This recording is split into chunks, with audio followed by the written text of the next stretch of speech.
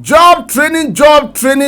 training ensano juma ahimfie ya sanso ababie yes afi bema Ghana ni bia ohwe bia enya ensano juma aye on the 12 March ya yesimu ni da etoso edumienu pepepe eye Friday a ebe ya de eda ba ko pe na esi ho ni a kirekire saa niema ya edidi suyi car and motor tracking device eno no eye senia wonso betimi ede machine bi ahye wo car ana motor mu na se eyirampo a watimi ehu ba bi a car no ewo yedi kan a kire mo se na esi ye 3D epoxy sese ye kire wo 5D epoxy eno so eye ade a se wo ye no wo dem ana se wo ye no wo fie a eti shren aba no ye se ase de wa sokane akura de atomu no fe ye besa nso a kire wo new biofield digester yedi kan a kire mo saa old one no ba we eye no foforo kura ana ye de aba ye ba be kire wo organic weedicide nso ye be kire wo ye nuan makuafo no bra na ye kire wo se na esi eye no na wo di gu kokko ase ana wo no bae na se a na timi adonwura ni nyina snail farming bra na ye kire wo se na esi yen nwa sese de enwa boa ye den pa eno nti wo ba mo besua se na esi yen nwa emretie bi mu wo betima yen nwa amenwa anyin bebre na waton na wo so de anya usika mushroom farming eno no aye senia ye si dua mre ewo ye fie ye garden mu anase afuo mu ama ne nyin from kama na wo so timi ton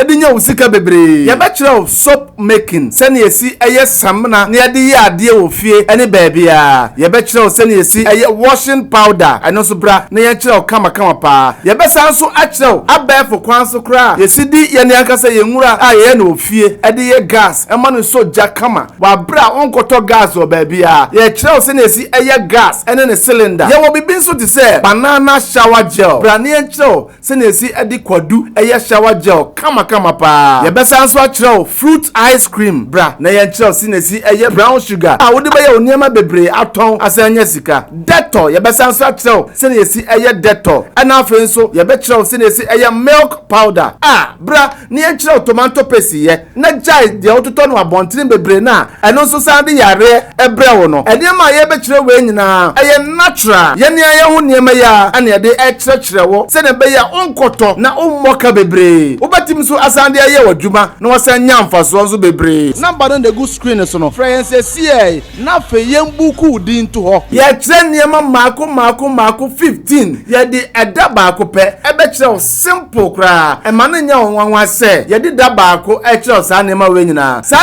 nyina no ye si tua eye 250 Ghana cedis pe kanesika no 2.5 pen drive eye 50 Ghana cedis and training no so eye 250 Ghana cedis o kan nyina bomu a eye 300 Ghana cedis tua sasika kumai ni amfa kire sa niema we nyina na fa kobo bra ye besa nso ama pamphlet asa ama certificate men send sika emfa ma obia wo de frɛ na fa wodin ema ye na ye ntwere wodin na fa wodin no en register ma wo ba na wo sika na ba wo betua pɛ ni ama receipt fa number na ede screen so no ni emfa register o se sia entrance nka se menya adwuma nye se bosia ko bosia na fa bra na besua sansa no adwuma we make I say eda ye de yes adwuma de eye efiada on the 12 March ya yesimu ni da etoso edumienu pepepe eye Friday a ebe ya enti sere kwan wa adwuma mu na sere kwan ewo boss ho na bɔ modern access sada kupe we de wo de baba besua na aboa ye yes adwuma de we nyina ewo Kumasi Cultural Center Kwashadan Hall eho na ye di sa adwuma yi enti ba bia wo free ba bia me pacho bra besi Kumasi usi Kumasi a osi wo pekejetia usi kejetia pe busa obia se ehimfa na Cultural Center wo obia be kire simple kra so frɛ chichi na eba wo de frɛ yen na yembuku ba bia obeda emfa ma wo ba bia obeda no eye free afei obi bia obaba training ni bi no wodiane obedie aye lunch no eye free ye be ma aduane adi eni ensuo anom ama hoto kama COVID-19 enso protocols ni nyina ebe ye adwuma kama